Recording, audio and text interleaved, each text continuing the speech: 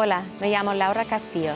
Yo soy la bibliotecaria de los niños de Burton Bar Central Library de Phoenix Public Library. Y aquí están los 5 razones principales para obtener una tarjeta de la biblioteca. Número 5. La lectura.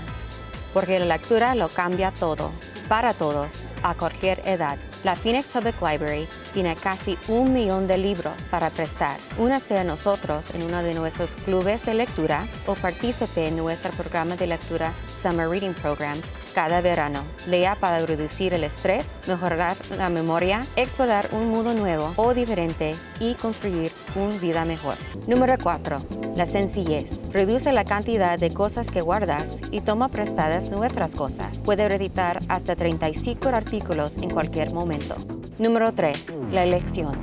Visita una de nuestras 17 ubicaciones o en línea phoenixpubliclibrary.org para obtener libros, revistas, transmisiones de películas y música, periódicos o tome una clase. Puede consultar un Culture Pass y visitar una instalación de arte y performance de Arizona. Comenzar su propio jardín con nuestro Seed Library, iniciar un negocio con nuestro Business Roadmap Program, explorar sus opciones universitarias con College Depot, usar una computadora, acceder al Internet o busca ayuda laboral con Phoenix Works. Puedes disfrutar todo lo que la Phoenix Public Library tiene para ofrecer desde casa o mientras viaje.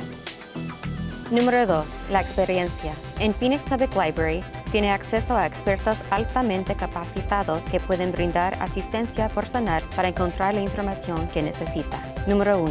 Los ahorros. Todo lo que ofrecemos en la Phoenix Public Library es gratuito con su tarjeta de la biblioteca.